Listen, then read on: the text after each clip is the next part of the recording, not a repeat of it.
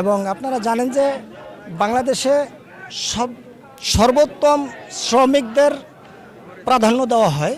শুধু বাংলাদেশে না, দেশে দেশের বাইরে যত শ্রমিক আছে সবচেয়ে আমরা নির্মাণ শ্রমিকরা দক্ষতার সাথে বিভিন্ন প্রাসাদগুলো আমরা তৈরি করে থাকি।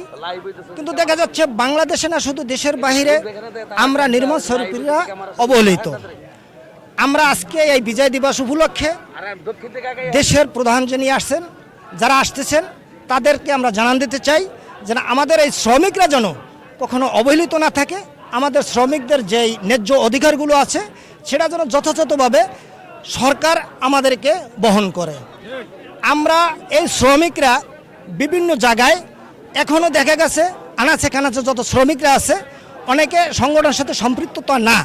আপনাদের মাধ্যমে আমি জানান দিতে চাই যে সকল শ্রমিকরা যেন এরকম একটা ব্যানারের নিচে থাকে এবং আমাদের কথাগুলো জানান দিতে পারি গভর্নমেন্টের কাছে, দেশের প্রধান যারা আছে তাদের কাছে যেন আমাদের কথাগুলো পৌঁছায়। আজকে এই মহান বিজয় দিবস উপলক্ষে আজকে এখানে যারা আসছে, এই যেখানে আমরা যেই ভিত্তির উপরে দাঁড়িয়ে আছি এইটাও আমাদের মতো নির্মাণ শ্রমিকের হাতে তৈরি। এই যে যেই ভিত্তি যে দাঁড়ানো আছে, যে স্মৃতিসৌধ, এই স্মৃতিসৌধটাও আমার মতন এই শ্রমিক ভাই এবং বন্ধুদের হাতে তৈরি। যেখানে বাংলাদেশের সংসদ বসে, যেখানে আইন প্রণয়ন করা হয়, সেখানেও আমাদের হাতের ছোঁয়া আছে। শুধু বাংলাদেশ না, সারা বিশ্বে আপনি যেখানেই যাবেন, রাস্তাঘাট, কল কারখানা, ইন্ডাস্ট্রিয়াল যা কিছু বলেন সব কিছু আমাদের মতন শ্রমিকদের হাতে দক্ষতার সাথে নিপুণ ছোঁয়ায় তৈরি হয়। অতএব আজকের এই বিজয় দিবস উপলক্ষে সকলকে জানাইতে চাই, শ্রমিককে কেউ অবহেলা করবেন না, শ্রমিককে ভালোবাসুন, শ্রমিকদের ন্যায্য অধিকার থেকে কেউ বঞ্চিত করবেন না।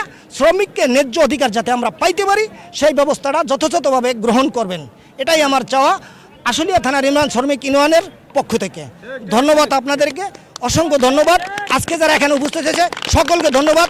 বিজয় দিবস সফল হোক যথাযথভাবে। ধন্যবাদ। আসসালামু আলাইকুম।